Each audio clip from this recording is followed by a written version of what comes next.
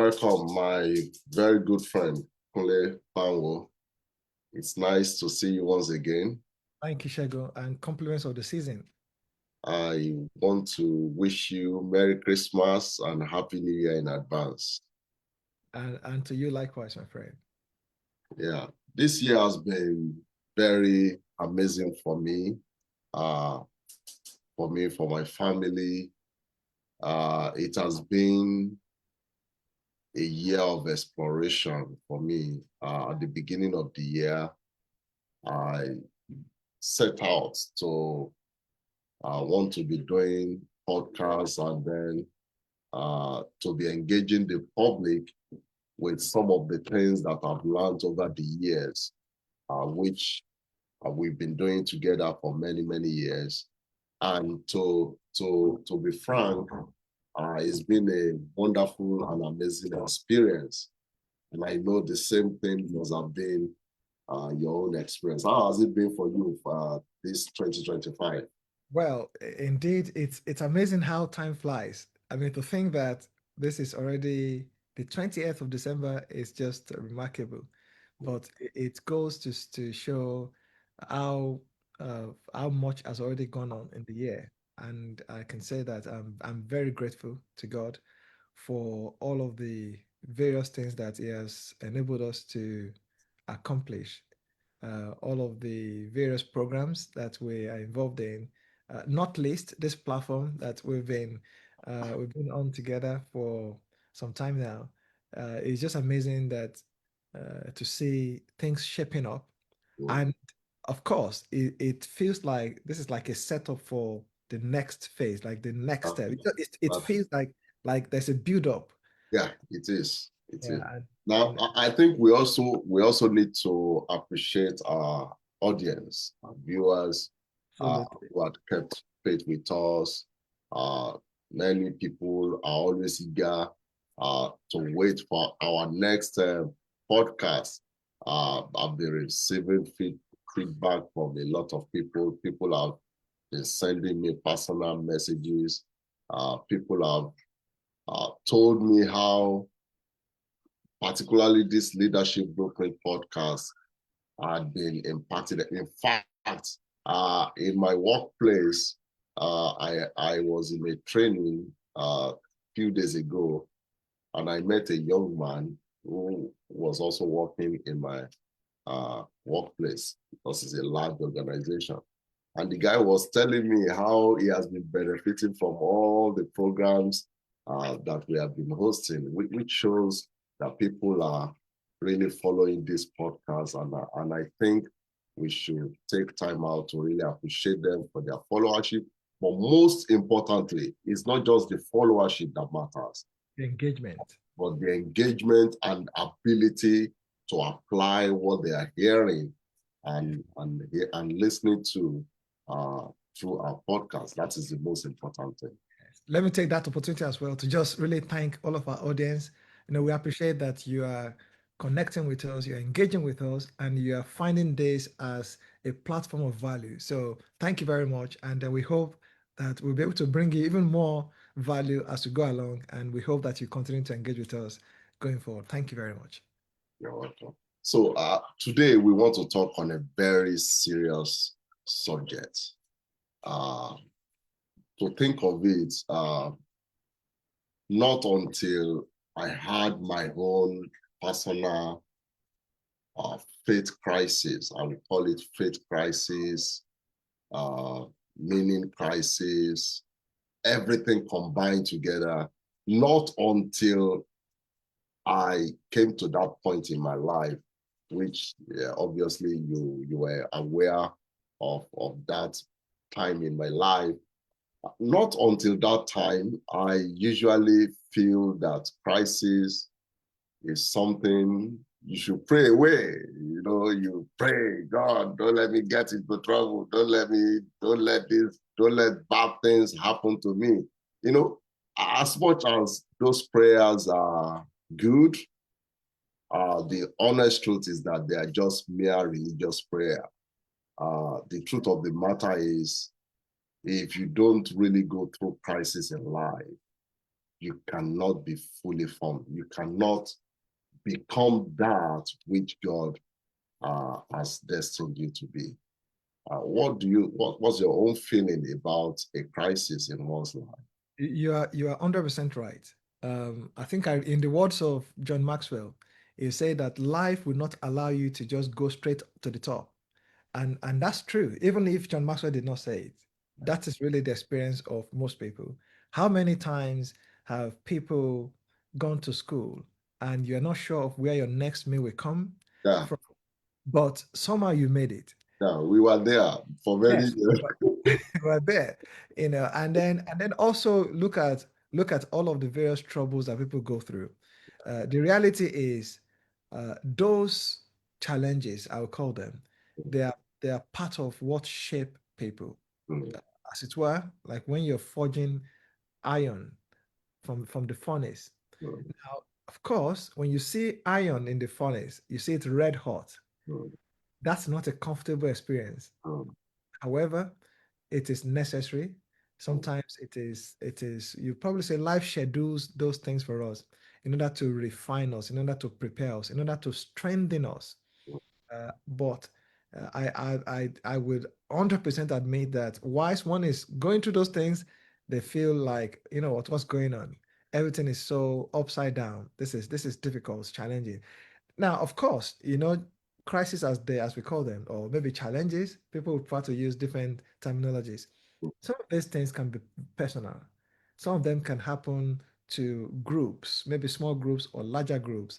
But regardless, you see that there are challenging times. They literally test you, and they can bring you to your wits' end, mm, depending on the severity of the crisis. So but nonetheless, they are necessary in the life of individuals, communities, even nation states, as part of becoming better if you handle the crisis right. But that's another thing we're going to talk about. But yes, so crises they are a necessity. mm. Put it that way. Now, I've always been fascinated by studying ants, bees, those animals that behaves more like a mini society. If you look at certain animals, you see that there is some forms of organization in the way they coordinate themselves. For example, if you take time out to study ants, different kind of ants, if you take time out to study termites, if you take time out to study bees, for example, uh, you will discover that there is a sense of organization in the way they organize themselves. But there is something that I came across very recently about bees that is very profound and which will help us understand what crisis would mean if it happens not just to an individual, just like you said, but if it happens to us as a nation or as a community or as a society or as a group of people, as an organization, what does what does it mean for a bee? Now, the scenario is this. When the hive of bees, when they lose their queen, what do you think happens at that moment? That is crisis. Of crisis. Because without the queen, the society is helpless. Yeah. With Because the everything queen, revolves around. everything revolves around the queen. But do you know something that is so profound about bees? When bees are in crisis, they don't panic. They don't. Of course, it's a moment of crisis. It's a moment when everybody needs to put their hearts together and then begin to figure out what is the next thing to do. Bees at this point, a moment of losing their queen, don't panic. Because if you look at it, the face of the queen is the face of their future. Without the queen, there is no future for the hive. Absolutely. The queen is literally who determines what happens in the society of the bees. Without the queen, there will not be new eggs, which means without new eggs, there will not be future bees that will be born.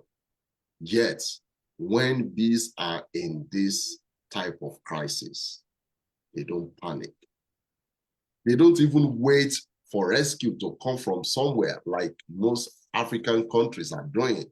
We are always, even Nigeria, in a moment of crisis regarding the bandits and the Boko Haram, we are still looking onto USA to come. In fact, it even took USA to call our attention to what we already know ourselves. But for the bees, they don't look for help to come from somewhere. All that they do is they take a step and they look for somebody. And it's not as if, even in the hive, it's not as if there is a particular person or particular bee that has been prepared for that special task to become queen. No. All that they do is that they just select a few larvae. They don't know which one will be queen. They just select a few. And that is where leadership comes in. In a moment of crisis is when you need leadership. They select a few larvae, and then they begin to feed these larvae with what we call royal jelly, which is similar to what we are doing, Kunle. What we are basically doing for the African society through this podcast is feeding, we don't know who those larvae are, feeding them with the royal jelly. They don't have to be born a president. They don't have to be born a queen. They don't have to be born, they don't have to be destined from heaven to be queen. All we just need to do is to feed them with the royal larvae. With the royal jelly. And as they begin to participate and partake of this royal jelly, then the shape, the characteristics, the quality of a queen then begins to emerge. And then they battle one another, and then the eventual winner becomes the queen of the colony.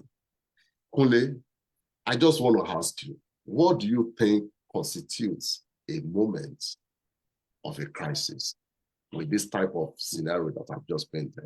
Thank you for sharing that analogy. And there is a lot we can learn from nature.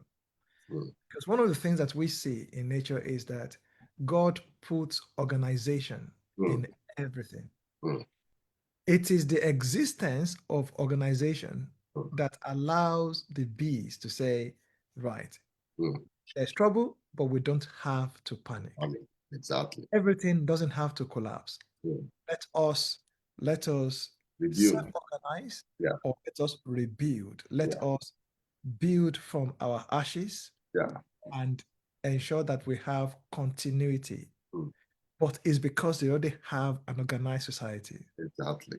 So before I go into that question that you asked me, and I just want to draw something from that as a lesson. Yeah.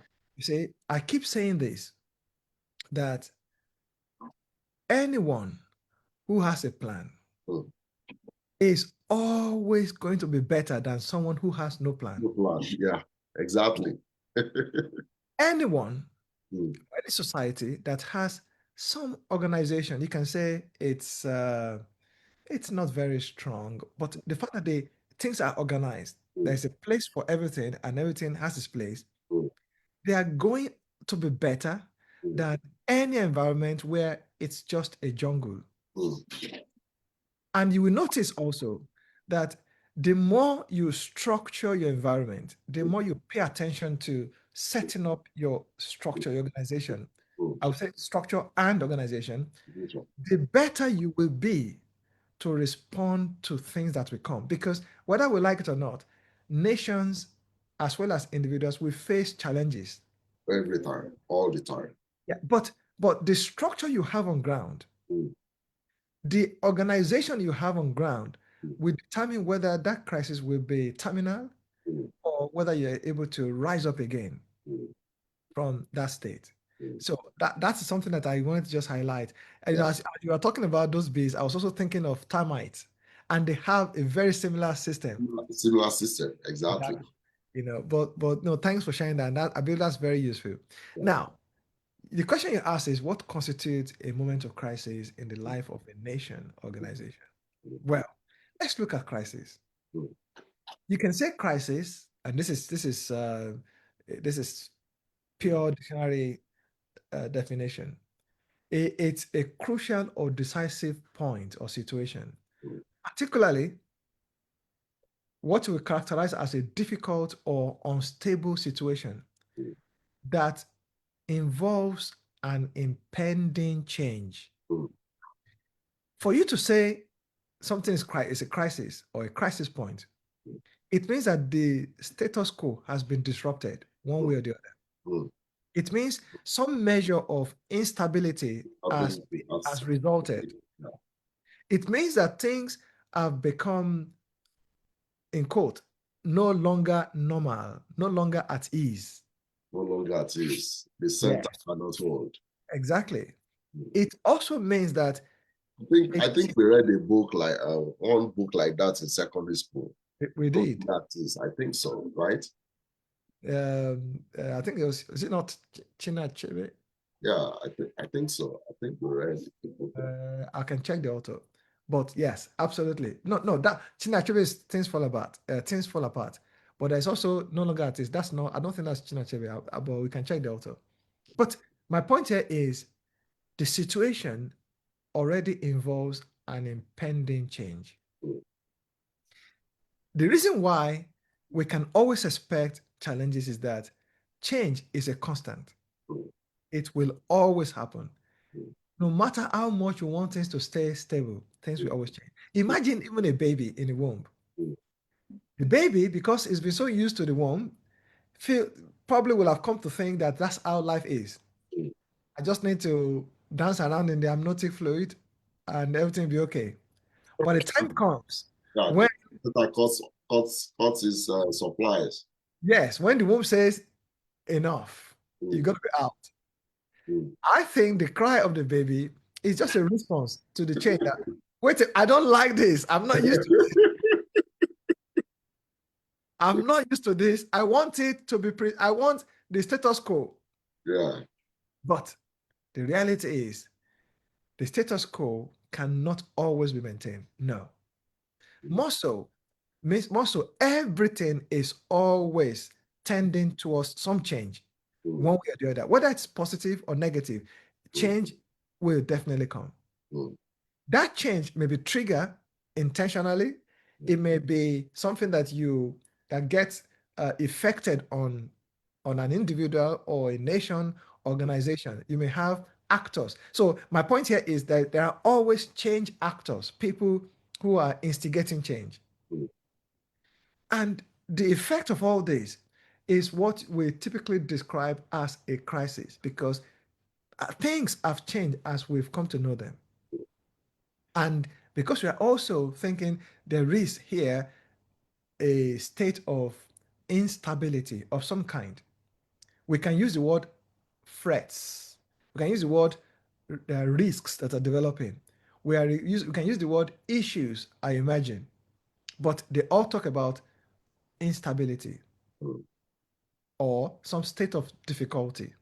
And that is really what we will characterize as crisis.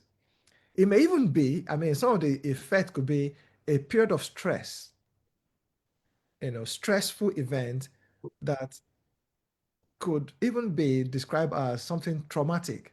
mm, Imagine some of the issues that we've been uh, seeing in Nigeria. Imagine the kind of trauma that certain communities will have gone through. mm, Just imagine mm, people who were just laying in bed mm, and some actors suddenly set on them mm, with utter wickedness in mm, their heart. only to do damage and do maximum damage. Imagine that kind of that heightened level of stress. Imagine the trauma. Imagine the abrupt change that comes into families. Somebody that suddenly loses a family member, somebody who's suddenly injured in such a life-threatening way. Imagine that. Imagine that is crisis. Okay. Now, but then you can have various other crises. For example, I know that in Nigeria now, from I think this year and certainly from the beginning of next year, there is the tax regime is going to change in Nigeria. Yeah. Okay. Now you know that that is crisis for organizations. I can see some people are really anxious about it, but I think I've listened to Oloyede a few times, and I think the guy really meant well with that tax reform. Oh, well, yeah. I mean, it is taxation is the lifeblood of any country, any serious country, frankly speaking. So my point is, companies are going to respond to that change in different ways, depending on how well they're organized, depending on the kind of structure they have, depending on their level of preparedness. So this is I'm kind of highlighting a few things here that crisis, yes, means all of these stressful things, the change, the sudden turn of event that brings stress, that brings trauma, that brings fear, sometimes that brings various that instigate certain kind of responses. But what you then see is the existing structure that an organization or a nation or even an individual has, the kind of support system that you have will determine how well you are likely to fare in that period of crisis. I just wanted to kind of maybe just, and I know you have a lot more points to add to that, please. Well, when you look at crisis, depending on depending on the side that is facing you at that moment of crisis, when you look at crisis, one thing I have come to one position I have come to uphold when I see someone in crisis is never to discountenance the enormity and the weight of the crisis they are going through. I don't want to reduce the pain or the gravity of how much that crisis is weighing on them. I don't want to discountenance that. And to really look at it, depending on what is facing you at that moment of your crisis, crisis sometimes for some people can serve as a good thing. For some other people, it is terribly bad. There is no other way to qualify it other than to say this is not a good time. But for some people, the same amount of crisis, the same level, the same pressure that the crisis is bringing, they see it as something that they can say, just bring it on. I'm ready to confront it. It's just like this story of a salesman, two salesmen that were sent on an island to go and sell shoe. The first man got to the island and he saw thousands of people on the island who doesn't wear shoe. And then he said, if these people doesn't wear shoe, how am I going to sell my shoe? That was a crisis. So he decided to radio the home country, that's the home company that sent him to that island to go and sell shoe. He radioed them and said, I don't think people living in this island, they wear shoe. I'm not going to be able to make sales here. And so the guy decided to join the next available flight and went back to the company. Whereas the second salesman got to this island, saw people, another moment of crisis, saw people, a lot of people not wearing shoes, walking barefooted. He said, wow, what an opportunity. So nobody wears shoes on this island. So this is a moment to really market what the shoe can do for them. Absolutely. And really make sales through the shoes. And immediately he radioed the home country and the home company and said, please, the next available flight, please send me 10,000 pairs of shoes. Now look at this scenario. Same problem, the same context, the same situation, but different perspective. How you see, and this is part of what I'm saying, that how your perspective, Yeah, your organization, your yeah, structure, your exactly. preparedness Yeah, exactly. shape how you see a crisis. Exactly. So, I mean, and then of course, crisis can be of different kinds. Yeah, it can be of different And kinds. therefore, will evoke different responses. Mm. But you're right that one thing that one must never do is to minimize crisis. Yeah. But if we are to be a little simplistic, we Mm. can say crisis, whatever the kind, Mm. is really indicative of change. Mm. Now you can have different It's a call oh, for a change. It's a yes. call. It's a In fact, gentle call for a change, it's for a recognition. crisis itself is change, Yeah. and that also means that things Calling for have a to change. change. Yeah, exactly. It means there has to be some kind of response. Yeah. Okay. Now I know that we are going to kind of build this up, and so I'm trying not to get a bit too much ahead. Ahead But of time. yeah, but the reality though is, maybe I can say this a bit in advance, that one of the worst things to do in a crisis is nothing. Mm. In Mm. other words, To to do just not. think, it will change it. Mm. No. So You want uh, to act. yeah, or it is to pretend, or Yeah. probably to not even be entirely oblivious that Yeah. that change of that magnitude is happening. Yeah. Um, sometimes one can walk into trouble blindfolded, Mm. and therefore you don't even know, or you know that the thing is coming, but you just did nothing until you are overwhelmed. Mm. Okay, let me give a very good example. Look at the state of insecurity in Nigeria, Yeah. that has now become a bloated crisis. Mm. You recall that years ago, this thing seemed to be just happening at a corner of Yeah. the. In Borno State. Yeah, and Borno. most people in the south will have just thought, well, it's their problem. So, and so you would have minimized it. Yeah. You will have even insulted and say, oh, well, you see, what do you expect? And be a bit arrogant, Mm. which is what you're saying, that one of the things you must never do is to minimize Yeah. The crisis enormity of a or crisis. change. Now, whereas, in one of this field of, one of these career fields called project management, Mm. there is an aspect that's very important. It's called risk management. Mm. There's also another aspect called change management. Mm. Now, they are very similar but different. Mm. And people who become a bit more, should I say, I don't want to use the word sophisticated, but who become a little more intentional at defining things, at observing things, Mm. at trying to say, oh, I can spot this, and I'm not just going to overlook it. Mm. They are the kind of people who tend to respond better during times of, Mm. for example, so and this what I'm saying here, you Mm. see that it is very, very common. You live in the States, right?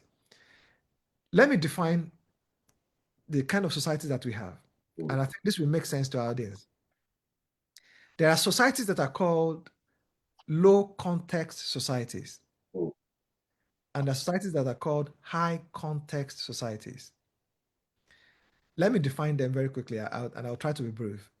Low context society, they are societies that put a lot of emphasis on information, on data collection, data management, information collection, information dissemination. So what they try to do is to say, for everything that we see, we want to observe, we want to record them, we want to define them so that we can know what to do with them.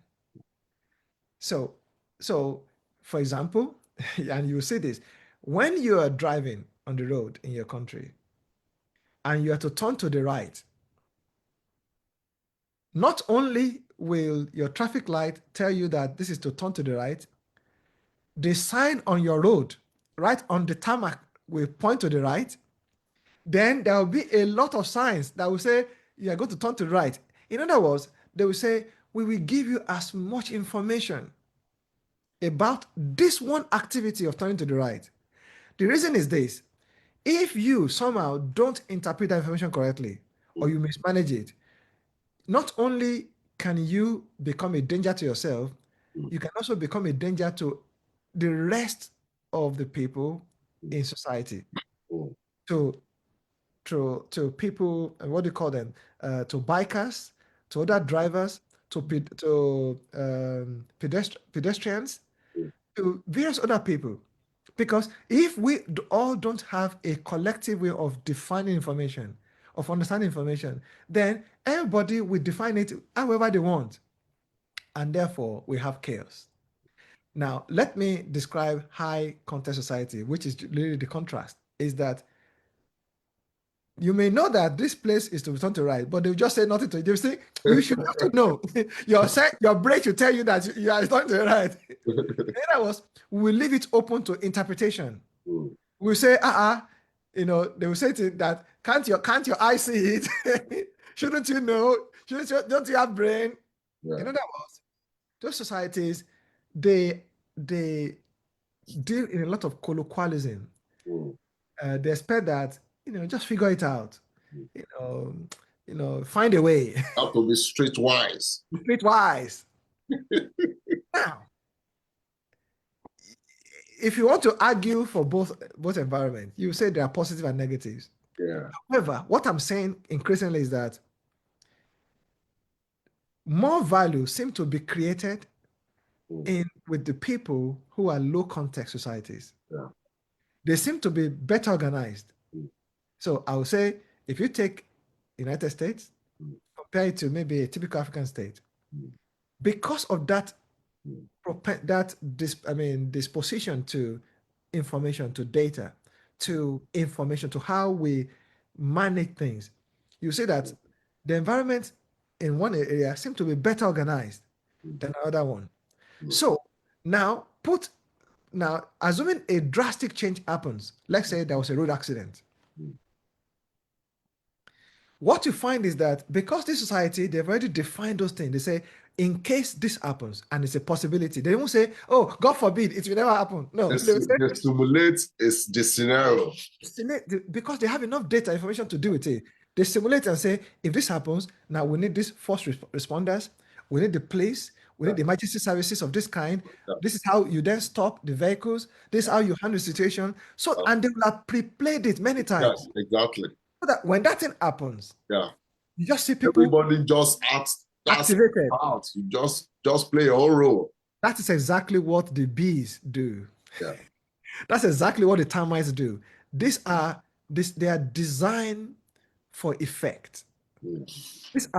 God designed all of this in nature, as it were, with low context attitudes. They don't assume anything. They just swing into action and they handle the situation. Something that could then be many times worse. You just see them, they just trap it. It's almost like you trap the bubble, you trap the problem, and you address it.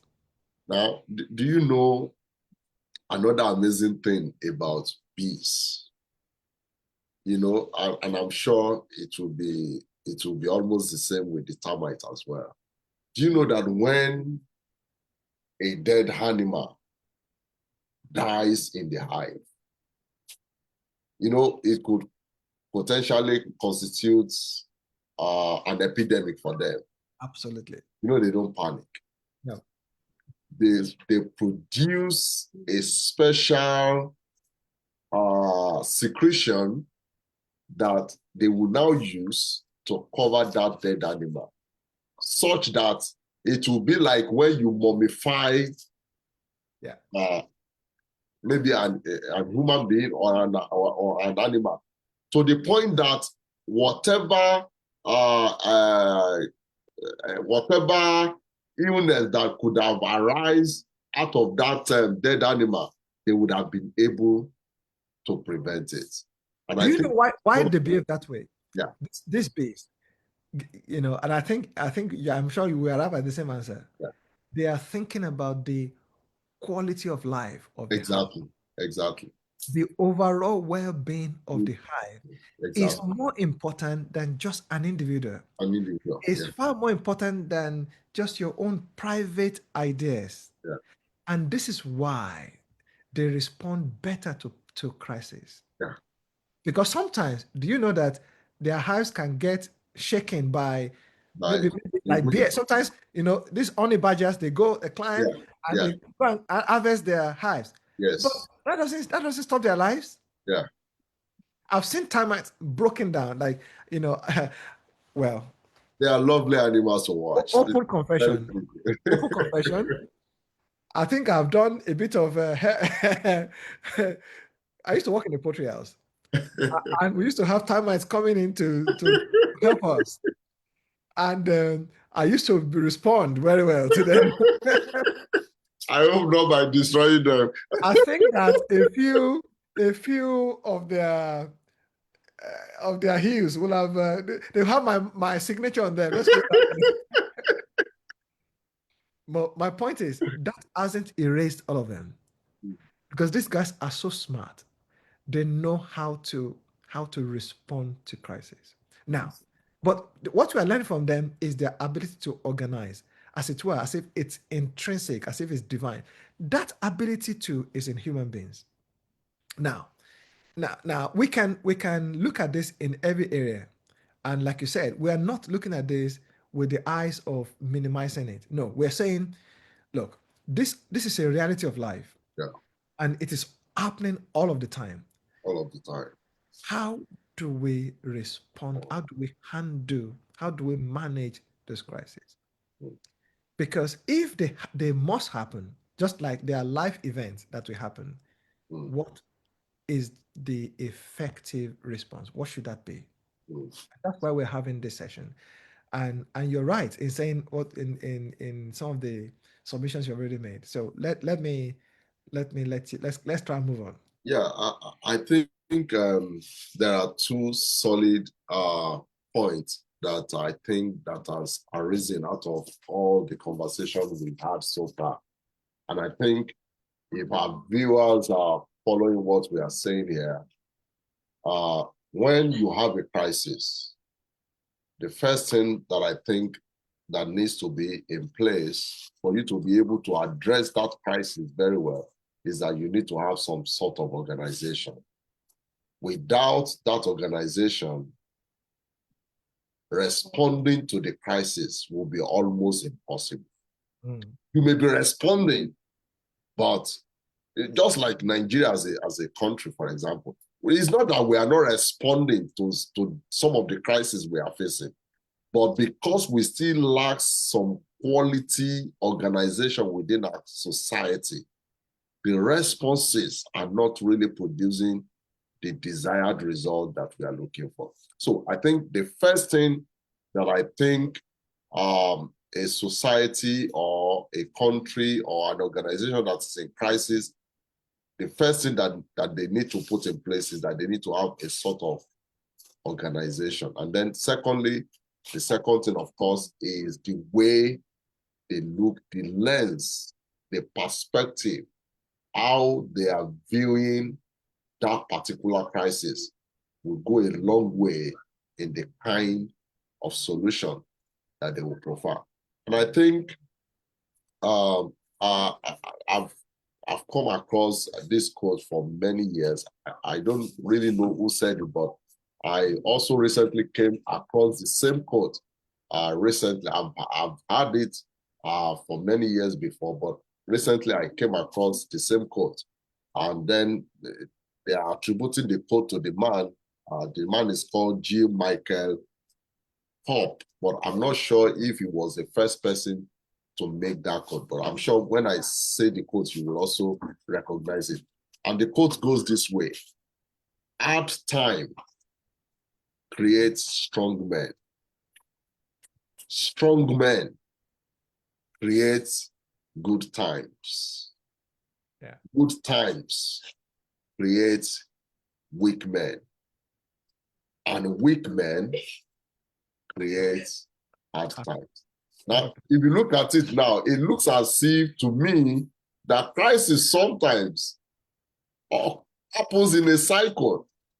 Yes, absolutely so. 100%. And what you're saying, so this is why you cannot say crisis is only native to certain communities Yeah, and, a certain era. Yeah, we are better, and so we can have no one should be naive yeah, or arrogant enough to think that way. yeah, And that's why you cannot also minimize other people's crisis, because yeah, you need to understand what has led to it. exactly. To see what I mean, to say, oh, right, this was always going to happen, or Yeah, what it may then lead to. And you're right, because it's a cycle indeed. yeah, Think about even all the Western society. Think about what is happening now in Western exactly. society, Yeah, that now brewing a lot of crisis. yeah. For example, Because people don't want to work again, particularly in UK. yes, People just don't want to work anymore. mental health crisis. Whereas in some society, people just say, "Oh, be tough." Yeah, Well, but you see, so it can happen both ways. both You ways. can be in a so-called, oh, what you think is a more better organized society, Yeah, and look down on other people you think are not there. yeah, Those people in turn can say, oh, your life is easy. But yeah. you see, but there is context to everything. Context to everything. And I that agree. context is I very agree important. completely. Yeah, So, and you're right in saying in what you said, that indeed hard hard times produce strong men. strong men. Yeah. Isn't it true that most societies, most countries have literally been forged out of the furnace of affliction, Yeah, where things became so hard? yeah. And it felt like, look, we're in survival mode. And if we don't do something We're gonna perish. now, We're gonna perish. it may be that Nigeria is in such a state. Yeah, I think so. I think so. I agree completely. I But agree completely. then, wind back 1977, as we were told, when, or shall I say, years leading to 1977, when there was a sense of a Nigeria had just come out of a crisis. Mm. And you see, Nigeria seemed to be a bit wealthy.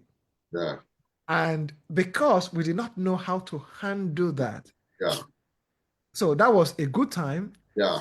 to do And what? led to another weak man, raising of weak men that led to a crisis.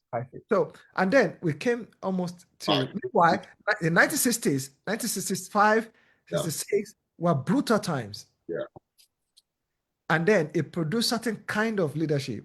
yeah. You can go back and say the time of colonial era also produced some kind of leadership. So the likes of the Amadu Bello, About Obafemi Macaulay. Awolowo, about Macaulay, those people, they seem to be men from a different era. Yeah. And they were people who were thinking, our people must survive.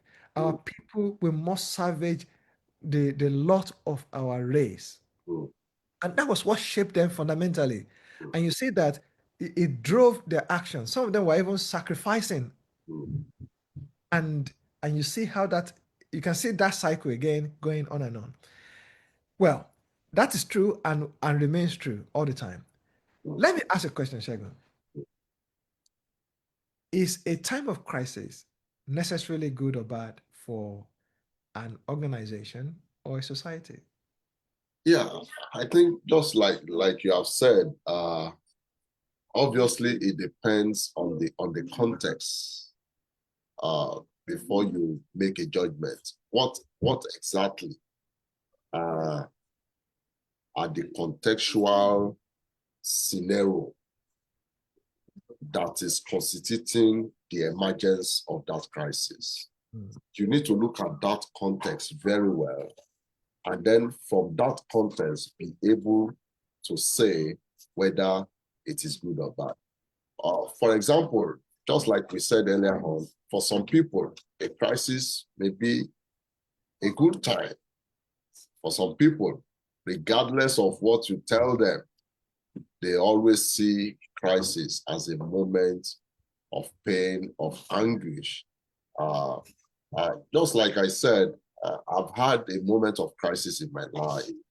And I must tell you, at the initial stage, I felt the pain. The pain was much. It was enormous. It was grievous. I was always asking God, God, why me? Why is all this happening? Why is it that it seems the whole world is against me? And for many years, I was in that mode of not able to figure out what on earth is happening to me. But along the way, sometimes before you begin to see the good side of a crisis, most of the time, in all cases, the good side of a crisis does not emerge instantly. Yeah. It takes a gradual unfolding of the good times. And it only takes somebody who is very sensitive, who understands times and season to be able to know that, oh, this is a moment of crisis. This is a moment I have to endure a lot of hardship, a lot of hardness. But then, just shortly after that moment of hardness, then begins to follow the moment you have always been craving for. Now, Kunle, we are no small men. You and I know what we went through in Nagoya. When we shared some of this story, people may think we are only making stories up. But I am not the only one saying this. We both experienced it. It was as if we were not going to have any future. It was as if we were destined to live like that all our life. But along the line, it wasn't immediately that the good time came. No. It wasn't almost immediately. No. We were still forging ahead, still trying to navigate our way, still trying to clear the road, clear the bush, and then bit by bit, like our music teacher would teach us in those days, poco a poco, little by little, the coast began to clear until we became what we are today. Not even that we have even arrived. No. And you and I know that we are still far away from where we hope to be. We've always talked about this many, many years. We know that place where we are supposed to be. We are not near there yet, but we know we are on the journey. We know that where we were today was not where we were 20 years ago. And we know that it can only get better. Yeah. So the context matters a lot. And the way you interpret that context, perspective is coming in again. The way you interpret that context always goes a long way at the same time. It goes a long way. It does. Very, very important. No, thank you for that. I mean, that's a very brilliant response.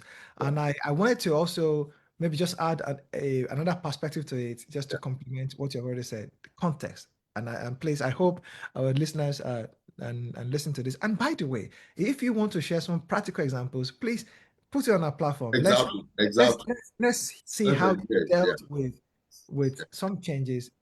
How have you responded? What have you done? So, but whilst we're hopefully are waiting and hoping our audience will share their thoughts, I wanted to introduce another angle, which is, well, what determines whether crisis is good or bad? One of the factors is the response. The response. And let me define what I mean by the response. You can be, whether it's a nation, organization, or even an individual, one may be passing through a time of crisis and I think maybe what I should do is I'll just do nothing. Time will make it better. Will heal itself. Feel the pain. And it doesn't always happen that way. That may not necessarily be the best strategy. Yeah, But, it's not the best but that's one response. response. Yeah. Another response could be hope. Mm, I mean, let's hope this thing will change. mm, Yes, I know that I cannot afford to do it, but I hope it will change. And I've heard somewhere that hope is not a strategy. yeah, it's not a strategy. Meaning, yes, But hope, it's important. It's important. It may not hope, be a strategy, but it's keeping very, very hope important. alive Yeah. is really good. Optimism. Your strategy will not work if hope is not in place. Absolutely. However, hope by itself Yeah. isn't Helpless. strategy Yeah. and it's not enough. Yeah. Now, Kunle, just to buttress on that hope you just mentioned, this also brings me back to what the uh, bees, the workers, the kind of response they provide when the hive is in a crisis. Hmm. One of the things they do is to be hopeful by providing a royal jelly. Now, that royal jelly can be interpreted as valuable resources, either intellectual resources or financial resources, all kinds of resources, things that can move society forward. It could be an educational resources. All that they do is to continue to make these resources available for those innocent larvae who didn't even know they were born into a crisis.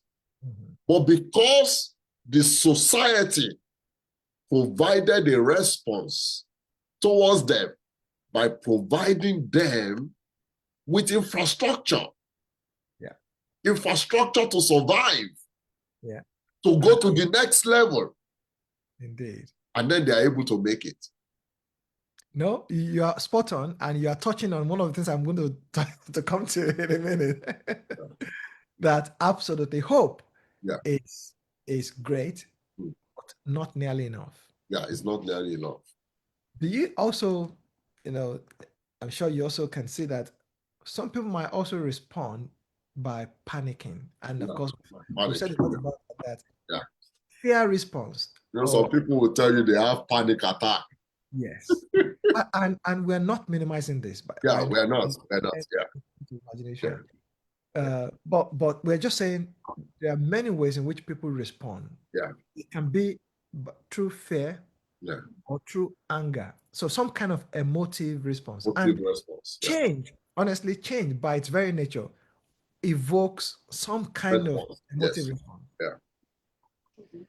It depends, however, how Resistance, or it could be embracing the change. yes, it's either a fear or anger Mm. or but it will definitely evoke some kind of emotive response. Mm. But the kind of emotive response and how that is handled can determine whether things get better or even worse. Because the wrong kind of emotion can introduce chaos to another degree entirely. So things can get worse uh, by some response of some emotive or panic response. But what I want to advocate for is a calm, intelligent response, such as we've seen with the bees. Mm. That yes, see, nothing is guaranteed. There is no guarantee that any action will work 100%. So Mm. even when they feed those larvae with the royal jelly, Yeah. there is no guarantee that it will 100%. No, it's not all of them. Or it's not all of them that will survive. All of them No, will become queen. It's just one queen that will eventually emerge. need one queen Yeah. because see this is why people that do business or that kind of do products, Yeah. the product development. Yeah. Sometimes they can have 10 product ideas. In Yeah. fact, sometimes they have like 15, 20 product ideas. They are not necessarily hoping that all of the 20 will work. Mm.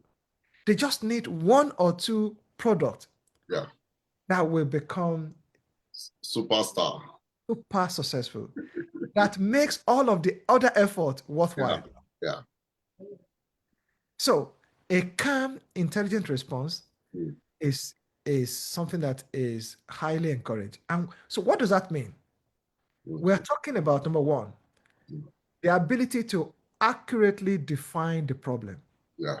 So call it problem definition. Definition. Because a problem or a crisis that you cannot define, Yeah. you are unlikely to approach it in a coordinated, intelligible way. Mm. Chances are you're going to be doing everything, Mm. you're going to be throwing everything at it, Mm. and some of the things you throw at it can become fuel for that crisis and make it even worse. Mm. So we have established that doing nothing is not an option, Mm. but what is done also matters. Mm. And before even doing anything at all, Mm. is that ability to not panic, but instead opt for a calm, intelligent response, which consists of being able to define the problem. What is going on here, actually? Do you know, Shagun, by virtue of what I do, practically in a day to day, problem definition is so key It's very important. because what you think is a problem might not actually be the problem. That's one of the things I learned at the point of writing my doctoral dissertation. You have to be able to define your problem. Absolutely.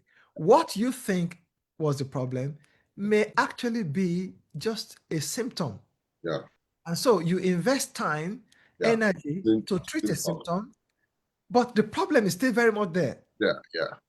In fact, if if people, actors who introduce crisis into environment, Mm. they can be so clever that they put in disguise in the way they affect your society. Mm. So they may put up a small screen Mm. and make you chase shadows Mm. so that you are distracted from the real problem. So unless you're able to calmly look at what is going to say, what really is the problem here? Is this really just a symptom? Is it just a smoke screen? Is Mm. it just a distraction? Or is it the real problem? Mm. Because look, if you start chasing the shadows, the disguise, Mm. you will deploy your resources, your Mm. time, your Mm. energy Mm. into the wrong thing. And Mm. by the time you now suddenly, maybe if you are lucky, identify the real problem, guess what?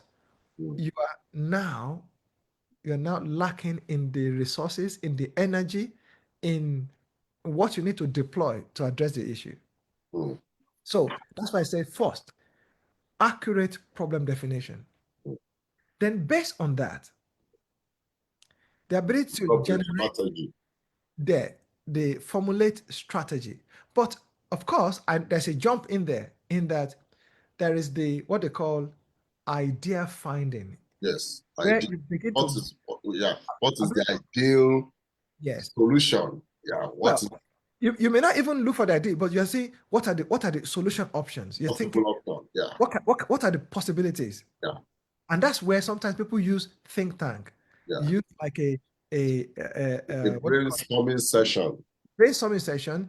The people who are able to concentrate their minds on the problem. Do you know, Shagun? It's often said that transformation does not happen in a crowd. Mm. You only need a small number of people Mm. who are able to focus Mm. intelligently on the problem. And that is why this podcast, we've not built it around huge followership. Uh, we're just looking for those few lovers that we can potentially feed with the royal jelly. Hmm. And then the leader that we need in the society can then emerge. Absolutely. Let me try and wrap this up. I'll make it brief. Effective strategy. Yeah. Then I'll also add a plan of action. Yeah. strategy and plan are not the same, but a plan of action, which is this is the sequence of activity that needs to be done based on that strategy has been chosen. Then the right team, the right personnel. You know, So about before we go into that right thing, I know we are already diving into the next phase of this conversation. Now, I just want to stress a little more on that strategy and just to share the way it works for me. It may not necessarily be the way it works for other people. Now, for example,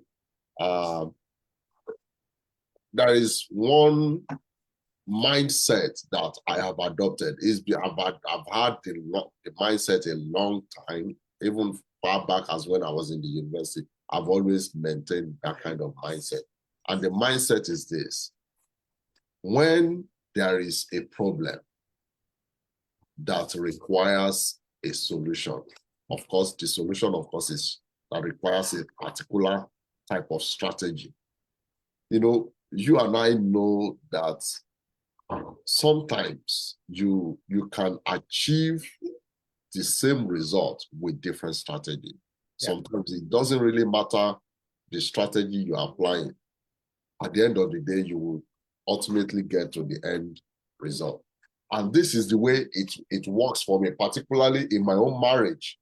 Now, my wife is such a person that has her own mind. She has her own independent mind. She wants to express herself. And of course, I appreciate her for that.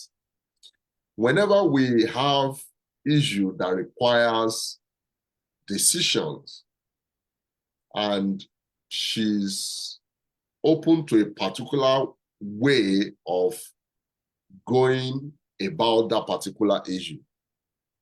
And the moment I look at that strategy and I look at mine, and I could sense that whether we go by our own strategy or by my own strategy, we will still arrive at the same spot.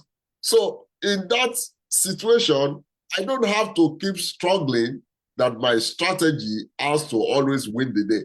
The only moment that I only insist on my strategy is when I sense that that strategy is going to potentially fail or is not going to produce as much superior result as the strategy that I think that I have in place.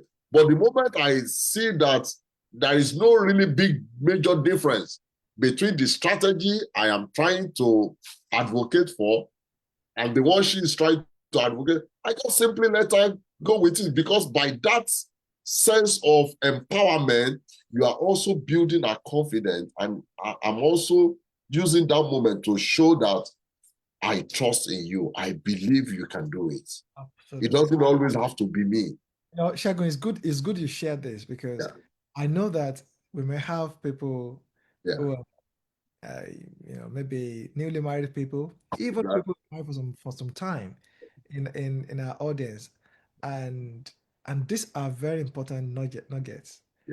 That our ego, we need to keep our egos in check. Because imagine if you're trying to find ideas, generating ideas to solve a problem, and you think because you are the Harvard trained. Yeah, I've seen a lot of people like that. They are always insisting on their own ways. Or because you think you are the their way or nothing else. Or you think you are the most experienced, therefore you are the smartest. Yeah. It may be very wrong. I don't deceive myself with that idea. In fact, Shagun, you know what? Thinking I'm the smartest smart people, and this is also in Yoruba culture. Yeah. What the elders would normally do. Yeah. When the problem to be solved, they will gather all the people. They will say, "Yes, let's have all the people," and then they will make sure all the people talk first. And when they are finished, the elder, meanwhile, the elder is evaluating and thinking, I did not even think about that one. Thank God I did not speak first. Otherwise, the elder would be very embarrassed. Now, the elder will now say, okay. They just say, yes. Okay, this is my decision. that was part of the thing we talked about when we were having conversation about the kind of leadership that is suitable for an African society. This is the basis of our society. A leader does not make decisions alone all by himself. You require the participation, the contribution, and you need the collaboration of other people. You need to hear their view. You see, Shagun, it's also a degree of self-awareness that people have. Yeah. Because there are so many types of intelligence. Yeah. There are people who are good with identifying spaces. Yeah. Some people are good with academic things. Yeah. So why would somebody think that is just the master of intelligence? It's a very poor way of thinking. Exactly. And it also shows lack of self-awareness. But I know we're going to go a bit into some of the other issues. That's why I just paused, and then maybe we can go into those things. But I'll just mention, so ability to review progress and accountability of the team. But I will hold my thought there so that we can let the flow. Yeah, I know you were trying to build a conversation from the point of team building. Yes. And I will quickly jump. The moment you mention team building, I hear Kunle is already going that way. When you talk of team building, there is no organization, there is no team, either a football team, a basketball team, a volleyball team. There is no team, there is no club that wins championship without a properly organized team. Yeah, it just won't happen. Just before we came on board, we were talking about Arsenal, and then you were sharing with me how Man City has just overtaken Arsenal. I said, oh my God, I hope this club is not going to bundle it this time around again. It's just to let you know, Arsenal is not that they are lacking a good team. They have a good team. But the ability to now coordinate them and bring the best out of them to produce the result, I think that is where the mastery of the leader comes in. That is where the mastery of the leader. No doubt, they are going through their own evolution. And I know.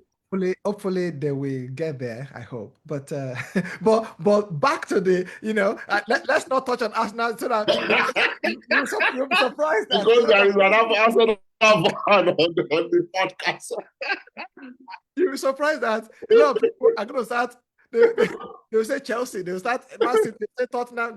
And then it comes with different. I support Chelsea, and the reason why I support Chelsea is because if you look at Chelsea, for example, Chelsea has the kind of character that I have.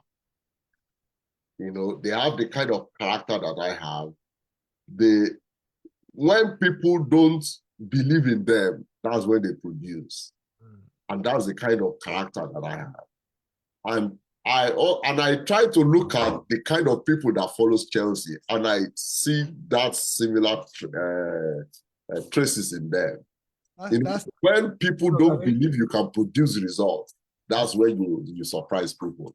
That's what Chelsea is. They may not be the best of club, but it is when you underrate them most, that is when they surprise you. Well, that's good observation. That's a totally, maybe one of these days you just use football as an analogy for leadership. But talking about team though, look at the teamwork among the bees. Look at the way they work as a perfect team. Now you are coming back to that organization again. Exactly. Because when we talk about organization, I was going to touch on it. Process. People. Tools. Structures. Those things are important. And they form, they literally, they influence families as well as they influence individuals as organizations and nations. mm, Those things are so important. mm, And the more those things are developed, mm, strengthened, mm, and also constantly improved, mm, the better the preparedness. mm, And what we are saying, Shagun, is that, and most of the countries and companies are doing this mm, because they know that things change. They know that, say, somebody can just bring a product into the market now that totally makes your own product to be almost obsolete. mm. Look at the even the cell phone market. Yeah, Nokia and iPhone. Yeah, there was a time when I think in Nigeria, Yeah, if if you pick 10 people and check their mobile phones, Nokia. it will most likely be Nokia. Yeah, And if it's not Nokia, it's Samsung. yeah, But go check right now. yeah. I bet you the vast majority are either using iPhone iPhone or or what's Techno. or Techno, or there's this other one that's also popular. Infinix. No, Is it Infinix or Xfinix or what do they there's call it? one of these Android phones. Yeah, I think it's Infinix. Infinix. I So think. my point here though is that look at what has happened. Look at how the market changed, Mm, such that now I doubt if most people. I wonder if I need to go and check what the market share of Nokia is right now. Or be very very tiny. Now, they have been they have merged with one of these. I think there was a time I had. I'm not sure if it's correct, but I think there was a time I had that Microsoft. yeah, I think one of the yeah, you're right. I think one of these I companies think already that acquired was them. the time they acquired them. Yeah, absolutely. And the reason is consistent with what we are talking about. Yeah, That yes, even though they have all this things, structure, people, and all that, but changes happen, yeah. Time has changed. They and an refuse to ability to change. respond. In fact, ability to anticipate some Yeah, of those, anticipate change. Yeah. and They to were making a tons of billions of dollars yeah at the yeah early stage of the emergence of cell phone. yeah They were the leader in the market. yes, I was listening to the speech of their CEO, and he was literally crying on TV set that they haven't they haven't done anything bad. yeah. They have not. They did all the right thing, and still they failed. But you Why see, did they fail? Because they refused to respond to change. yeah, but maybe they even responded, but it was just not Yeah, maybe it wasn't not accurate enough. because and this is what there are changes that happen. Some of them are called disruptive changes. Yeah, They yeah, come, they literally sweep the carpet off your feet, exactly. and your best response is just not be doing. So, and that's part of what we're saying, that Yeah. the ability to identify these things, to be able to predict change, Mm, the ability to anticipate change mm, is crucial. It's not just to respond to it when it has happened, it's also the predictive aspect of it. mm, And this is the reason why mm, a lot of environments that use low context approach to things, they tend to fare slightly better mm, because they collect data. mm, They collect a lot of information and mm, say, oh, from what we are seeing, mm, we think this is likely to happen. mm, And they begin to do things to mitigate those risks factors in order that the risk does not become an issue that then introduce crisis that totally uh, send them southwards. So these are things that we're sort of suggesting so that we can begin to think that way. Sometimes, Shegun, how people think mm. is what matters. It's not so much of what we think, What but you think? Yeah, it how is you think? how we think, Yeah, which is the mindset. the How mindset. Yeah, how your mind works is very important because your mind can tell you that something is a problem or it's an opportunity. yeah, yeah, Your mind can tell you, yeah, don't worry, no, nothing bad will happen until that thing catches you unawares. yeah. That's true. Your mind can tell you, oh, don't panic. Mm, Another mind can say, oh, there's fire on the mountain. Run, run, run. Wow. And that's why the kind of information that's allowed to settle in the mind matters. The kind of education of the mind, the kind of investment in mind, in relationships, in Mm, training, in tutoring, in feeding on royal jellies, mm. matters. Yeah, Eating the right content. the right content. Because otherwise, how does the internal environment Mm, get developed in order to be able to respond to external change that is coming? mm. It's not that way, except that you have strengthened what is inside. Okay. Isn't it true that it is what the bird feeds on Yeah, that that's what you use that to takes in flight? take the flight. And Yeah. that's the point, that deliberate investment in saying So, training and retraining yeah. and challenging how you have always said things and Yeah. saying, well, I've always seen it, but why say asking the question why am I even doing this? Why does it have to be like this? Mm, It's important to, let me use the word, self-disrupt, because it is very easy to settle into comfort. Don't forget that analogy. Hard mm, times mm. create Strong man. men. Strong Strong man men. creates good times. Good times. Good Good times times create create weak men. weak men, and Weak weak men men create create hard times. crisis. Exactly. And we're saying, and comfortable, being comfortable is Yeah. synonymous to being weak. Yeah, to be weak. So you can then anticipate that crisis is brewing. It is brilliant. Like for UK now, of course, you can say it has already started.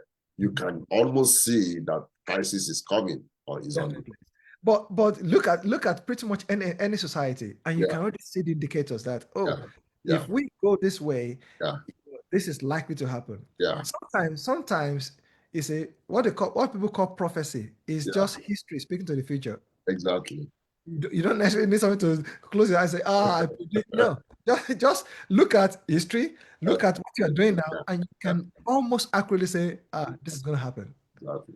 And that's part of what you're talking about.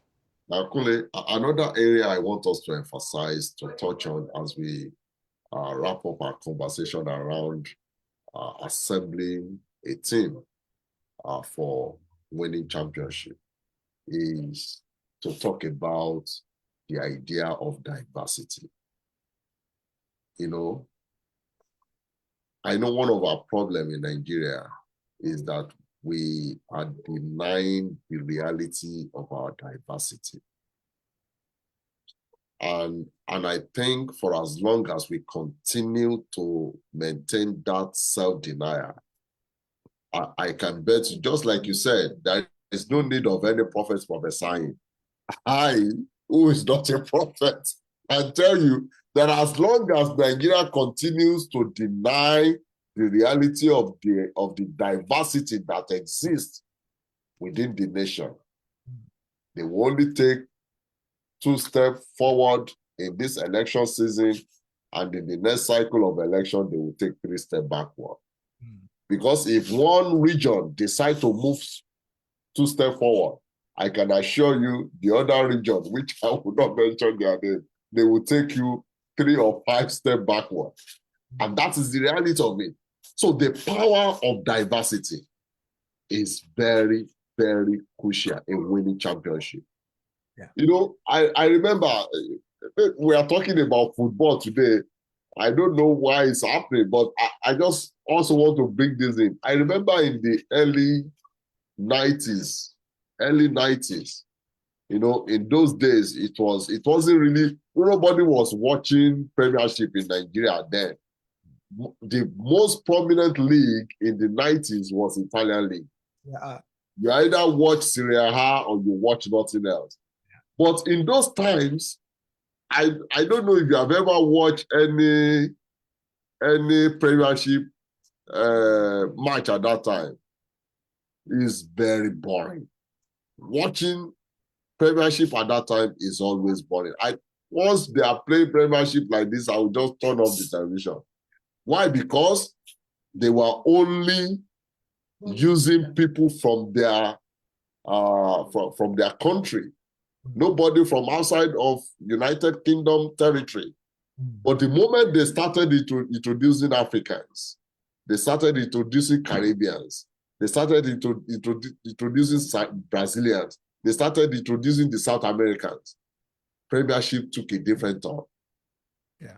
That is the power of diversity. And Segun, isn't this also true, literally, in pretty much everything you look at? So there is diversity, to me, is multifaceted. Yeah, There is diversity of experiences, yeah, there's diversity of thought, yeah, there's diversity of people, like, I mean, yeah. like literally so. Mm, Uh, and and the point is, the objective mm. is not really the different faces or the Yeah, different skin tones or yeah, that. yeah. It's It's the to blend it together. it is the Or fact that a different culture emerges out of that people you are blending together. it is the fact that you are looking to overcome your blind spots. Exactly. It is the point that you're trying to overcome Mm, what constitute weakness. mm, mm, And that's the big picture. mm, Because I, for one, I'm not so honestly, frank, I don't get sucked into, oh, bring two Africans and bring two Caucasians and bring two. No, that's not I'm not bothered about that. mm, What I'm interested in is, do you have the ability to see mm. what you should be seeing? What I cannot see. Do you know what you don't know? Mm, mm. Because it's not what you know that's destroying you, it's what you don't know. In fact, wisdom is you knowing what you don't know. That is what wisdom is. Exactly. And diversity of voices and opinions. Mm, Because if you only see things one way, mm. it means your blind spot is this huge. It is Exactly. Mm, so, and I've watched some movies. Sometimes you see like two heroes mm, in a movie. If they are confronting, let's say, two people fighting a band of military people, I see this in some of those, those Roman movies of those classic movies. mm, See these two very strong heroes. mm, When they are fighting people, you know what they do? mm, They back each other. mm, So in other words, I stay this way, you stay also with mm, our backs. mm, We make sure our backs mm, are touching each other and our faces are watching all of the threats that are coming our way. Now we can be two, mm, but with the right skills and mm, ability to see every angle where the threats are coming from, mm, we can deploy our advantages mm, to fight 10 people and win them. mm, And you see this in some of these fantastic movies. You see them. What are we saying here? If if I'm surrounded by people fighting me, right, in a circle, yeah, and it's just me in that circle, I can only see what my lateral vision allows me to see. mm, So, which means everything that's happening behind my back, I can't see it. mm, So how do I know if someone wants to attack me from the back? mm, But if we are two or four, and mm, we all make sure we cover all of the angles, mm, then there's a better chance of survival. And mm. that is the essence of diversity. It's not just tokenization to say, Yeah. oh, let's make sure you include. Or to show to the world that you are a diversified But community. that's No, not the that's not point. the point. That's not the point. The point is, number one, we want the overall What health. you are able to achieve with that We diversity. want we want the best outcomes Yeah, for the organization. Look at the bees. I think you started on a fantastic note talking about the yeah, bees. yeah. Some of them are workers. Some Workers, of them soldiers, are soldiers. Some of them, they are like the nursery. They just look after. nothing. Yeah, They're like the the queen. ones Yeah, they're in the bed chamber yeah. and so on. But and they don't all look alike. They have different They wings. have different shapes. They have different features, physical features. That is Different. proper diversity. But their goal is one: Yeah, the best quality of life for yeah. this For the hive. hive. Yeah, the That's it. sanity of So the hive. if you then bring that to a nation such as Yeah, Nigeria, yeah. what gives us the best Mm, quality of life mm, as citizens and of the same nation? That is the question. mm, You see that this goes beyond Efik, Yeah. Hausa, Hausa. Yoruba, Igbo. No, it goes beyond all that. Yeah. As a matter of fact, to be saying Hausa, Igbo, that is oversimplification. Yeah. That oftentimes Mm. comes from a place of insincerity. Yeah. We are trying to solve the wrong problems. It's a distraction. Even within Yoruba, for example, do you even know the difference that even exists? There you go. But even Once the you start to people do the that we things, are one let me is give you an example. Ogun State, before we said we had 4 divisions, right? Okay. Before you said it was just 2. Egba, let's even Egba, talk and about Ijebu. your own area, Ishara, and me Yes, yes, as Ijebu. yes. In a way, our language sounds similar, but you will still see that there is still a point of difference in the way we communicate our Absolutely. what do we even call dialect? Yes. And guess what? The Ramos want to have a shot at governorship. The Exactly. Bruce want to have a shot at the governorship. The Egbas want to have a shot at it. Exactly. The Egbados want to The have, Perus, or the Yewas. the Yewas. They want, so now you see, and then we begin to sort of just do this rotation, this like revolving chairs. Yeah. Does not necessarily mean we have the best outcomes. Yeah. We're just literally so my point here is what is the best quality of life Mm. for the state, for the nation, for the organization, for the family? And that should be the goal of That everybody. should be the goal. Yeah. Then Yeah. where do we find the answers? Where do we find the best ideas that will get us there? Unless we're able to think that way, then we're still myopic in our thinking. In fact, we're still infantile in our thinking. We're still behaving it's still primitive way of looking at things. You know, Kunle, from what we have shared today together, I sincerely believe you may not realize it, but I am having a feeling that we have just profound a solution to our nagging problem in Nigeria or even in Africa.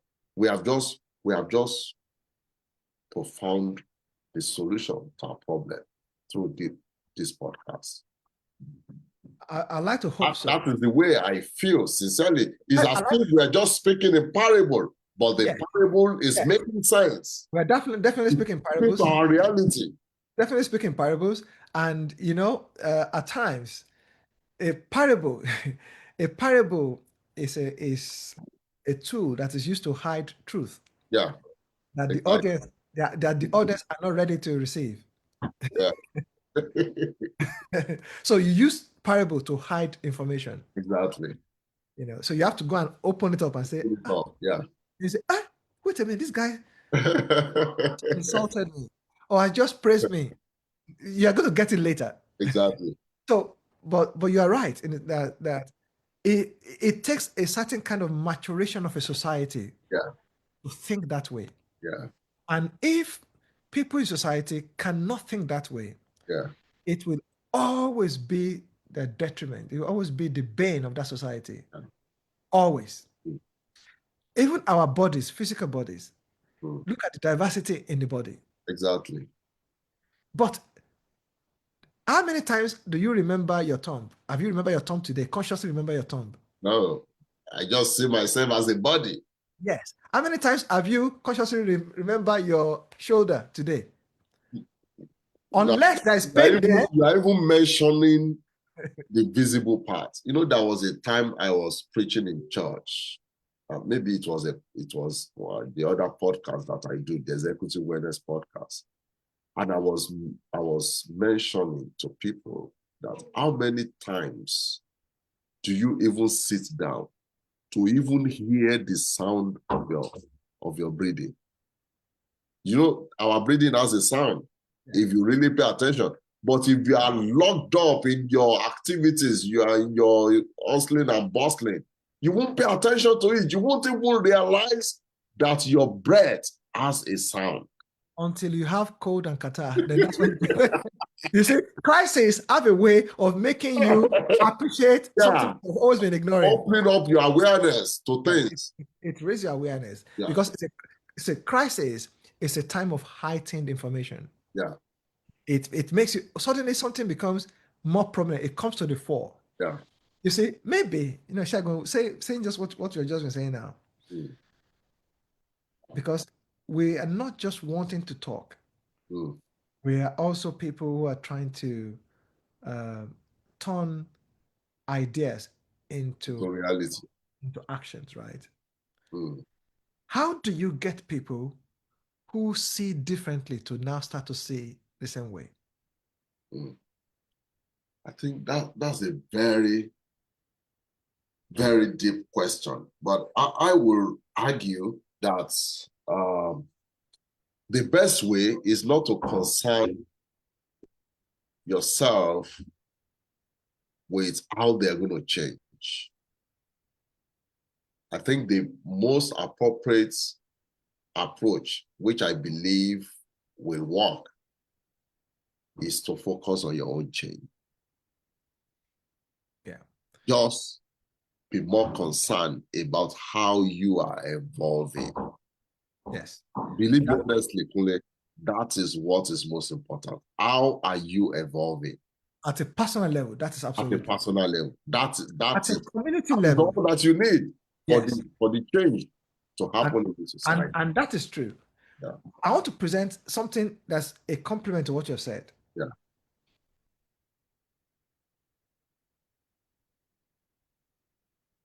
Unless people Mm.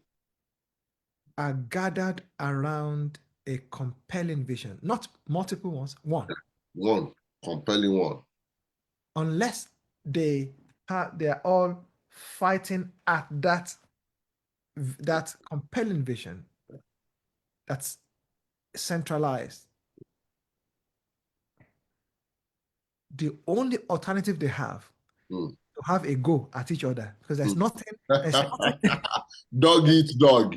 there's nothing that they are all working at. Yeah. Everybody is trying to outsmart the other person. Societies fragment Yeah. to the degree that Mm. they have multiple visions. Mm. Mm. One of the reasons why, And I think that is going to be our next conversation together with Jatula, hmm, how we can craft a national narrative yeah, that is compelling. and the reason why, and so sometimes we should ask ourselves, why does it seem that societies go from one crisis to another and it just doesn't end? It's just one crisis, it's just one drama. Mm. And if you observe Nigeria now, because of the frequency of crisis, there's a collective amnesia. So Mm. that the cycle of our crisis, Yeah. the media cycle for a crisis is about 2 weeks or 3 weeks. Yeah.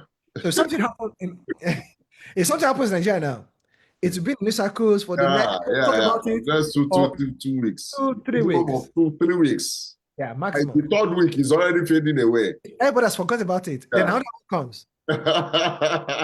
And then people talk about that and talk about that and then fizzle out. So it's just literally stumbling. So it sounds like the state of if I'm under this analogy, somebody who is drunken in a drunken state, and you're just reeling into one thing and just struggling along, and then the next thing, and then the next thing. So and part of the reason why that's happening is this. There is that much fragmentation in the vision people see. People see too many different things. There is no there is no collective vision on this is what healthcare must mean for Nigeria. Exactly. There is no vision of this is what insurance must mean for Nigeria. Mm. Well, I was going to say taxation, and that's now been defined. This is what Yeah. taxation must Yeah. mean for Nigeria. That has been properly defined. Have been defined. Yeah. There is still no unified definition of this is what security must mean for Nigeria. Mm. And for as long as you have various versions Yeah.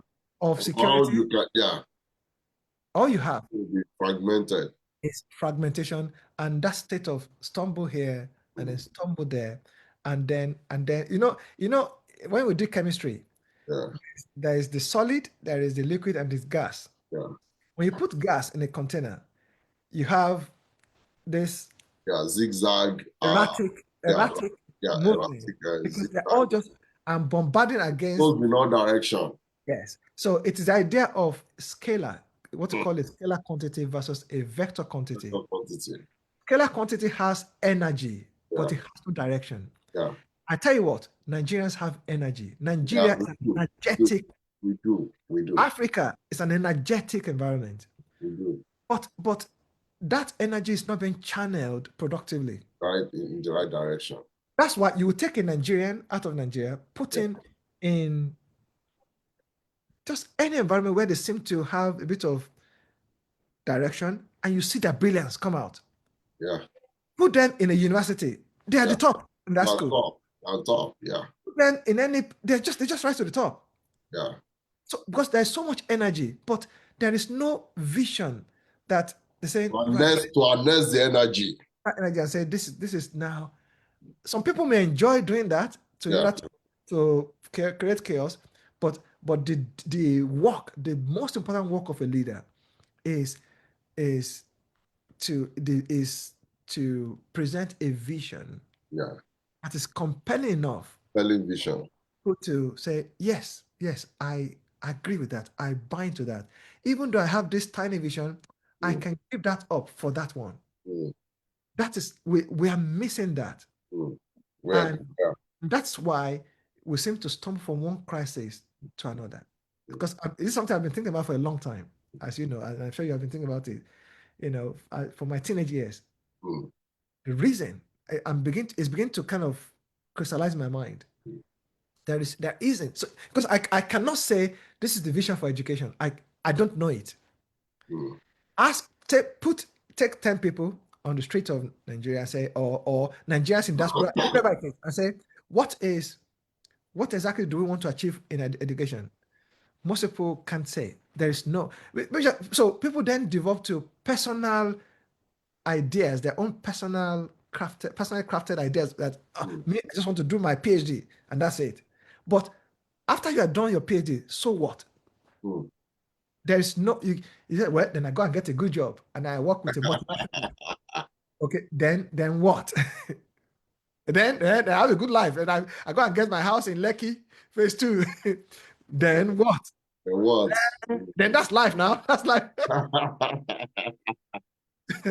But it's not tied to any national strategy. Yeah. You don't know why you shouldn't drop piece of paper on the Some road. people on the floor. You On the don't know why you shouldn't pour your garbage in the gutter, in the mm, drainage. yeah. You don't know it. You can't even see it. You don't know why you should dress very well when you go to school. You can't see it. Mm. You don't know why. Has told you that this is the way, this is the right way to do it. Yeah. Where a crisis that seemed to be at a time in the corner of the nation, you Mm, don't know why that's a problem for every part of the nation. Just think, oh, it doesn't concern us now. Until it starts to concern you. mm, See, because there are too many fragmented mm, pockets of nation. And one of the manifestations of that is that every typical household in Nigeria mm. is generating its own power, its own water. That is the degree of fragmentation, Yeah. right? So, and each of those things, they are literally crisis. They are crisis responses. Now, Kunle, let me shock you with this powerful analogy from Japan. There was a time I read that that there is a man. I think there were two stories that came from Japan. One was about whether it's a government-owned train or a private train owner, I can't say, but there was a particular company that was operating a train network system, and on the ticket of the people, they promise them that they are going to be at a particular location by so time with the definitiveness of the seconds that it will take them to get there. But unfortunately, they were late by just microseconds. Do you know what happened? I heard that the whole people that was on that passenger train were refunded their money. Yeah. Yes. Because you want to maintain. They didn't get there by 1 minute late. Yeah. Microsecond. Yes. Because the value that they place on that microsecond, they refunded the money. The reason why that happens is there's a vision that says this is what we want to, this is where you're going. Exactly. And this is the standard we must keep in order to do that. So there's vision, there's value that supports it. Yeah. So our value must match our vision. Yeah. Otherwise, we will put ourselves to continue to produce at that level. Yes. And they will say, if not, we will be held accountable. So part of the accounting is to say we must penalize that action because we don't want it to happen. So the idea is this: what you celebrate persists. What you penalize, you diminish its occurrence. And that is the idea. That's what I'm saying. All I'm saying that, look, why shouldn't somebody go and remove the transformer or the cable in the transformer? The person does not see enough. The person only sees economic survival. Survival of the fittest. Right? The person does not see that if there's no light, then you can kill a baby. You can kill a pregnant woman. Or somebody who is in an operation. You can literally murder patients. Yeah. You can prevent the security services from doing their work. It doesn't see all of that. All the person see is, I need money. This thing costs 10,000 naira per meter. If I can get 100 meters, I'll blow. So the person does not see. So this is why the Bible says, it says the most important factor in leadership is vision. So it said this way. It said, leave them alone. They are blind guides. And if the blind lead the blind, they fall into the ditch. This is why, say, there are no private, there are personal actions, but there are no private consequences. Your personal action is of a public consequence. It does not affect only you alone. Somebody who does not sleep very well, and you are a driver. So why is sleep important? Think about it this way. I'm kind of showing how crisis brews. Because I don't sleep very well. I wake up tired mentally. I'm not in my best shape mentally and physically. Then I need to take people on a 4-hour journey. And after 2 hours, my energy is already dissipating. My concentration level is already affected. I'm already dozing. And voila, that vehicle goes to heat collision somewhere. And you put 18 people into various unfortunate states, thereby triggering crisis. And unfortunately, the emergency services that could respond are not equipped to respond enough.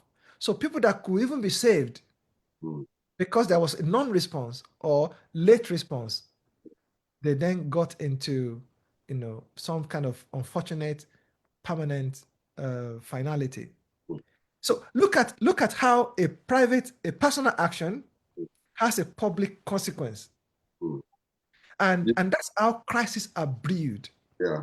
You know, there was a day we were driving. There were two instances. We were driving from Massachusetts to Rhode Island because we passed on in Rhode Island, which is about 1 hour, 20 minutes or thereabout journey from my house.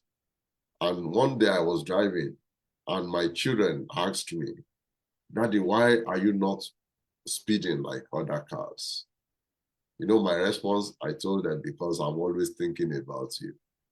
That's Yes. why that's the reason I would not speed like other cars, because you are always on my mind. Yes. I can't have you on my mind. I'm be speeding like somebody who is willing to go and meet God. But then think about somebody who is going at the right speed Yeah, and another person yeah, who, a crazy driver. yeah, and a personal Yeah, decision can literally create a yeah. crisis A crisis for another person who for that is who person. is well behaved. And that's why I'm saying that there are private actions, Yeah, but there are personal actions, yeah, but there are no private consequences. yeah. Mm, So, and that literally goes into the heart of when we talk about crisis response, or should I even say crisis integration? How do crises actually develop? Where do they come from? mm, And you can see that whether it's at the personal level, mm, or community level, or family level, or mm, organizational level, mm, or national level, you mm, find out that it is the private or mm, personal decision, mm, personal action of somebody somewhere that becomes mm, the starter that sparks the fire, and then ultimately produces public consequences. Look, even nations that fight, land doesn't fight land. yeah. It's people, It is people, and it is not just people, it is always somebody.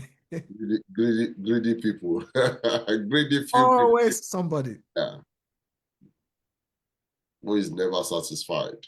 Always somebody. Yeah. Now, Kunle, I know uh, I will say that the quote that we stated earlier on can perfectly summarize all that we have been saying, that hard time creates strong men. Strong men creates good times. And good times creates weak men. And weak Of men, course, weak men restart the cycle. have to start the cycle. Now, I want to ask, how should we um, how should we respond, and what should we do when we suddenly realize that an organized team, a team that we have put together to perform for the society, is suddenly in decline? Mm. What should we do? How should we uh, address such a situation when we have put a team together to perform, and then suddenly, maybe they have been performing at a point, and then Yeah. they suddenly began to decline? What should we do at this point? There's a thought in my mind, Mm, but I'm going to caveat that thought. I'm going to caveat it in a way. mm. If you look at transformational programs, particularly corporate transformational programs, Yeah, when a company is not doing very well, when a football team is not doing very well, yeah. when any particular organization is not doing very well, Mm. that is the first thing that people mostly do. Is the coach, the leader. They look at the leadership, Mm. and All the time is the leader. all of the time Yeah. they Even for the weakest team, yes it is the leader. they change the leader, Mm. right? Now, but because the reason is this: If you have the ideas, Yeah. the capacity, the mental resources, Yeah. the intellectual resources to change, to turn it around, you will have done it. Exactly. And the fact that it hasn't been done Yeah. means Shows your incapacity. you already told us you don't have what it takes to do it. So they change. That's why they change it. They don't even bother. Yeah. And this is where I say that's why people like John Marshall will say everything rises Rises and falls on on leadership, leadership. Mm. because Mm. leadership determines the state of the environment. Mm. Leadership determines the state of affairs. Mm. Leadership predicts the future of the organization Mm. and of the nation and of the people. Mm. As a matter of fact, you see, leadership can predict the future of a family. Mm. Mm. Parents can literally predict the future of their children Mm. by the way they lead the family. Mm. Mm. So, and that's why everything rises and falls on leadership. Yeah.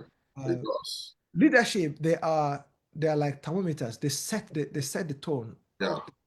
They They set set the pace. they set the environment. They Yeah. are predictors of the future. Exactly. Exactly. And this is why, yes, indeed, when things now that's why I say in now this is I'm talking again. I say I'm going to caveat my response. That's in the ideal state. Yeah. When you can do something about leadership. Yeah. But what if you can't do anything about the leadership? And that's a different challenge in its own self. Start a rebuilding process.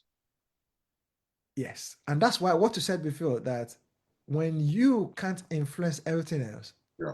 You you have to focus on look, yourself. you have to focus on it. You have to look inwards and say, okay, if there is chaos all around me, my center must hold. I will model the right behavior. And I'm going to, in doing that, Yeah. because God is very good in the sense that he, when God said that it is not good that man should be alone, Mm. that comes from a principle Mm. that indeed it is not good for anything to be all alone. Mm. So, as a minimum, you will find things exist in pairs. Mm. So, God has a way of making sure that you are not the only one of your kind. There Mm. is always somebody Mm.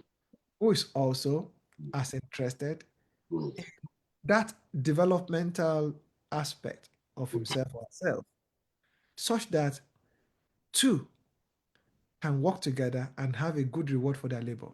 Mm. God will never allow anything to exist in isolation. Mm. So that's why, as much as you focus on yourself, be on the lookout, because there are people just like you who will start to coalesce and you start to form kind of a team, if you like, a small community at the first, for sure. And you may have to walk alone for a season until you find those people. But but the reason is this: you cannot fully implement change all by yourself. One cannot multiply. Yeah, you can't. So that's why you would You need eventually you need another person to tango. you would need other people to work with other people if you're going to do anything of significance. Yeah. And with time, because you are also of that quality, then you begin to connect with people who are of same kind of quality. Mm. That, oh, you are thinking that way too. Oh, good. Well, okay. And as everyone is sort of focusing on development, but they're also seeing how that connection is advantageous, then you begin to slowly coalesce into something that can begin to have effect. Part of that really is what we are doing right now, Yeah. right? And we're not saying we are the only ones doing this. No, absolutely not. But the fact that we are thinking this way, and we're saying there's synergy that we can achieve by working together. Now we can your voice complements my voice, mine complements yours. I see differently based on my background, based on my experiences. You see entirely differently based on your own unique experiences. But when those things come together, they produce a kind of beauty that one cannot do it on its own. And that's why people then form organizations that start to say, okay, how do we make some contribution, some influence, no matter how small? Kunle, let me bring you back. Let me take you back to when we began to mastermind this leadership podcast and some other programs we are doing as transformational leadership. I've taken my time to listen to a lot of wonderful podcasts. If you check on YouTube, you will actually see a lot of mind-changing podcasts out there that are shaping people, shaping society, helping people to know more about their history, about how they can do a lot of things. But Kunle, do you know something that I see that is different from all the other podcasters that I've seen? And you will remember that we were deliberate about this at that point when we were trying to evolve how we want to go about this. Now, many of the podcasters, I mean, they are wonderful. I'm not in any way underrating what they are doing. Many of them, what they do is they just throw out the facts, which is very good. You need the facts as much as you need the approach of applying the facts. But if you remember, one of the things we were so mindful of is that we are not just going to present facts. We also want to present a strategy, process of how this thing can be done. And I think that is what set our podcast apart from many other podcasts that I've witnessed. And Shego, let me echo your voice that this podcast is just an aspect of the whole solution, if you like, architecture. This is the speaking aspect of it. That is the doing aspect of it. Exactly. Which is what Africana leadership is creating, which is what the executive network is creating. So we have faculties behind what you see on this. So because people will just say, oh, talk is cheap. Anybody with a camera and a phone can just start to talk. and talk indeed is cheap. It is what goes behind the scenes is the key thing. So in other words, when we say these things, well, when you go back to the faculty, you then see actionable, structured materials that has been tested, that has been tested. That is where the work of a leader comes in. You are not just talking the talk. No. You're also producing the results. Indeed. You're walking the talk. Absolutely. And that's exactly what we're saying, that yes, you're right with that. That's observation that I've never been interested in just talking, because I've asked myself this question. Oh my God. How much volume of talking goes on in a typical week? Yeah. Especially on a Sunday. I was actually humbled by that. The first time I wrote an article on Africa was on LinkedIn. That was maybe sometimes in 2017 or 2018. I was very, very, I thought I came to a point whereby I knew all the problems of Africa. So I quickly put them down as an article, and boom, I posted it on LinkedIn. Then it's now that LinkedIn doesn't generate much responses when you write an article. Then back then, when you write an article on LinkedIn, the algorithm will help you so much that a lot of people will comment, they will respond to what you are posting. And a few people responded, hey, what a great article, what a blah, blah, blah. But then there was one other guy, and I must tell you, I bless God for the life of that guy. You know what the guy said? He said it is anybody can see the problems in Africa. It doesn't take a genius to see the problem. What is important is all this problem you have outlined. What solution do you want to provide?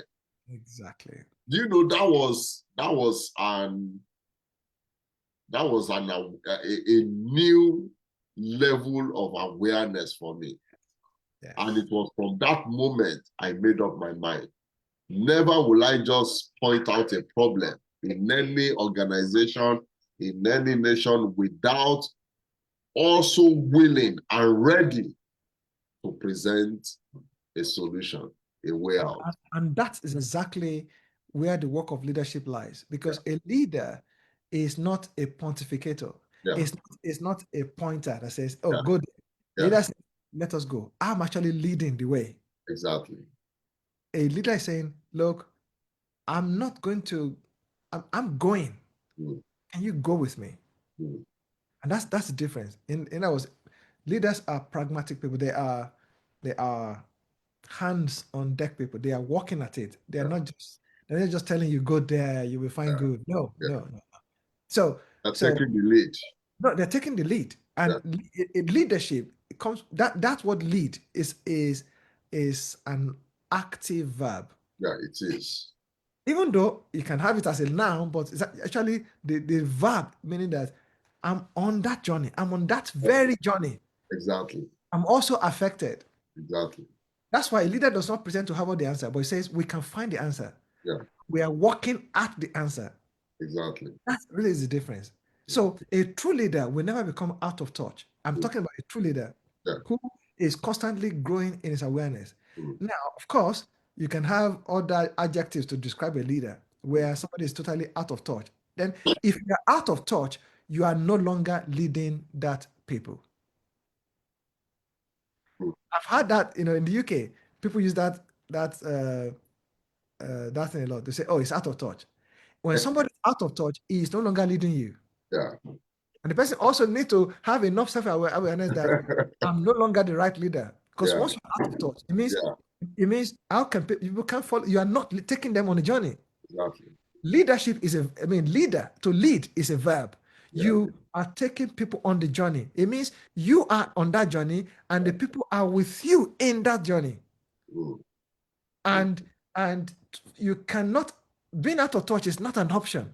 mm, In fact, to be out of touch means that you have already disqualified yourself mm, from that leadership mm, exercise. mm, So, so as we're saying, you know, how do you leadership is key when crisis is brewing at a place and things are not going aright. The leadership, of course, the reason why you need leadership is this: a leader. One of the most difficult things a leader has to do is I'll use a few words: crafting, mm, generating, mm, producing, mm, finding the vision that mm, encapsulate the right outcomes mm, for the people, mm, for the organization, for the family, mm, for the society. That is the most important thing. mm, You know what the Bible calls, and there's a word. This is why I don't really like religion very much, but when you hear the word eternal life, mm, that word eternal life, some people interpret it to mean a life in the hereafter. mm. But in simple terms, the word eternal life simply means a life that produces a virtuous cycle. It means it is self-regenerating. It is just, it is, put in a simple way, the best quality of life. That can never disintegrate. That's what it translates to in the human experience. Mm, And you ask the question, what is a citizen looking for in a nation? mm, Is looking for the best quality of life possible that he can get. exactly. What are employees looking for in an organization Yeah. or business owner? They want the best profitability, the productivity and profitability possible Mm, in an environment where everyone's life is being enhanced. That's what an employee is looking for. So the question is, how do you get there? That's vision. That's vision. And that is the priority of a leader. That's why we say change the leader first, then the vision. And then what are Then the look at the reorganization of the team. what is the structure Yeah. that will help us achieve this? Yeah. What are the hard structure and the soft structure? Meaning there's the physical infrastructure, there's the technical infrastructure, but there's also the what I call The programming of the mind. yes, the mental side of it, Yeah. the attitudinal side of it that says this value and this attitude, this behavior are the ones that are congruent with where we need to get to. So, for example, if I take Nigeria, if we must be able to use our resources to produce the best quality of life for Nigerians, then suddenly it becomes an anathema for any one person to think that I'm going to just take all that resources for myself. You become a national enemy. You become what a virus to our society because your value and behavior does not help us in getting to where we can say we have good quality of life for Nigerians. So we need to find a way of removing you. We need to put you in a room by yourself. That room it can be a prison. It can also be in the other rooms, but you need to be there by yourself. That whatever that room is, because you don't help that goal, that vision of the Nigerian is a proud citizen of the nation that can stand on in any nation with the heads lifted up, not bow down, not saying, I don't want them to see my passport. I don't want them to see. No, we don't want it just to be that way. Yeah. So, but how can you help us? So you now see where values connect with vision. If you put your dustbin in our collective drainage system, you are going to make the nation sick. Suddenly, the drainage will not work. Suddenly, there will be stagnant water. Suddenly, mosquitoes will be Spread able of diseases. yes, various diseases will start to incubate. Then our health becomes poorer.